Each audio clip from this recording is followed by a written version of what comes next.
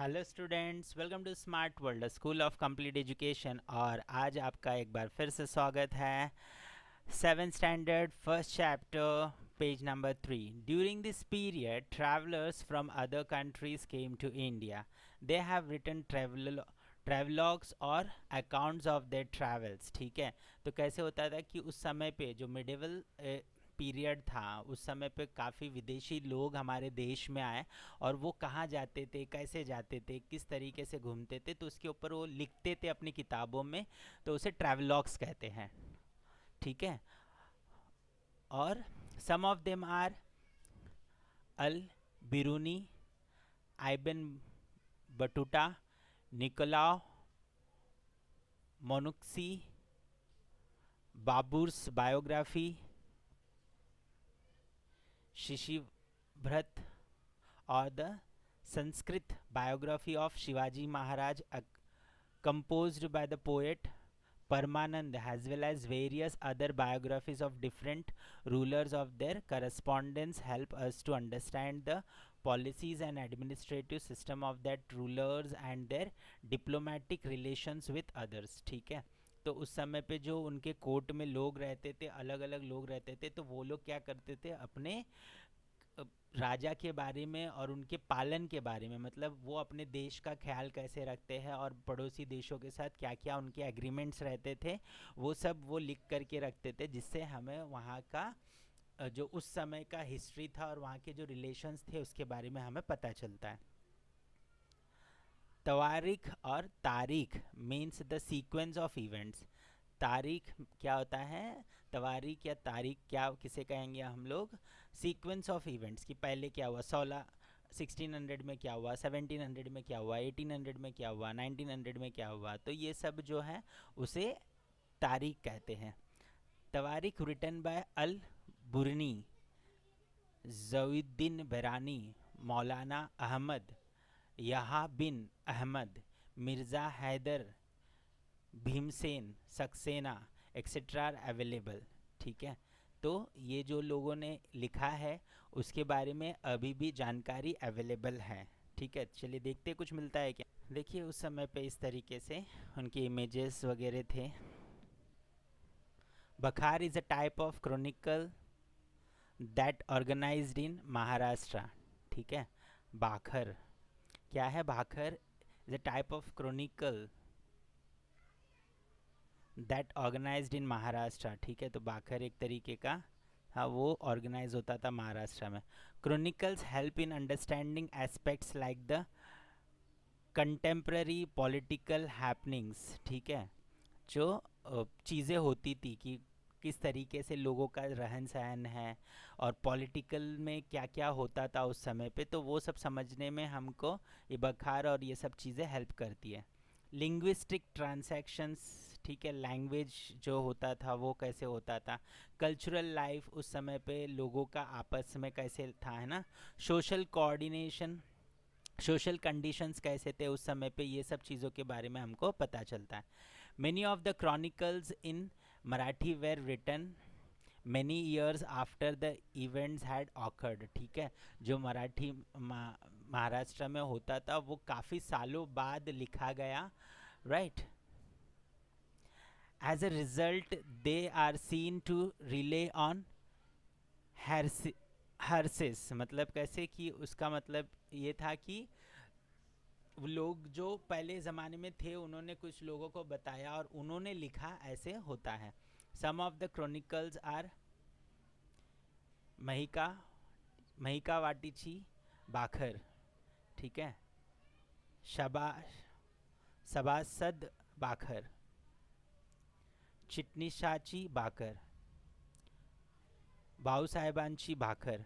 ठीक है, तो ये सब ऐसे बुक्स है जिसमें ये सब इंफॉर्मेशन लिखा गया है। ठीक है, तो ये उनके टाइम के कुछ कहानियाँ या उनके जो पूरा रूलिंग था उसके बारे में इसमें हमें पता चलता है। The work of contemporary western historians like Robert Orme, MC Sprengel and Grant Duff are also important. ठीक है, तो इन्होंने भी इसके बारे में लिखा है।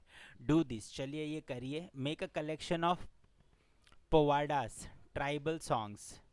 ठीक है, present them in the cultural programmes arranged in your school. ठीक है, चलिए पोवाड़ा सुनते हैं एक अच्छा सा, और कुछ ट्राइबल सॉन्ग सुनते हैं हम महाराष्ट्र का। ठीक है, यहाँ पे जो लिखा है ना,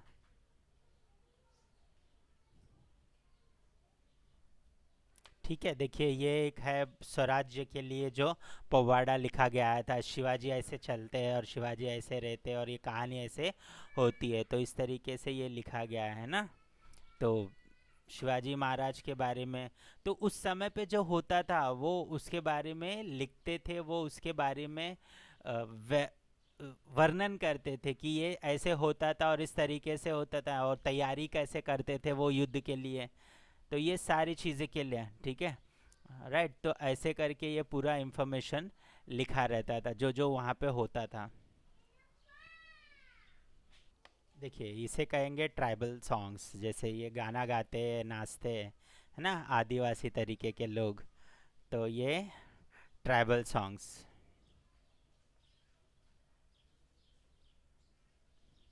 ट्राइबल सॉन्ग्स, राइट। सो अभी देखते हैं ओरल सोर्सेस क्या होते हैं।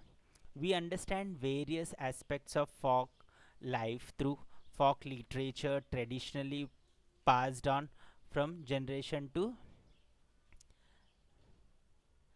जनरेशन। ठीक है, ओरल सोर्सेज में क्या क्या आता है बच्चों, देखो फोक सॉन्ग्स आते हैं, है ना, गता, श्लोकास जो है वो भी ओरल सोर्सेज में आता है, अभंगास जो है वो भी ओरल सोर्सेज में आता है, पोवाडास जो होता है वो भी ओरल सोर्सेज में आता है, प्रोवर्ब्स जो है वो भी ओरल सोर्सेज में आता है, लेजेंड्स और मेथ्स जो है, मतलब जो बोला जाता है हिस्ट्री के बारे में, वो सब जो है ओरल सोर्सेज ऑफ हिस्ट्री में आता है।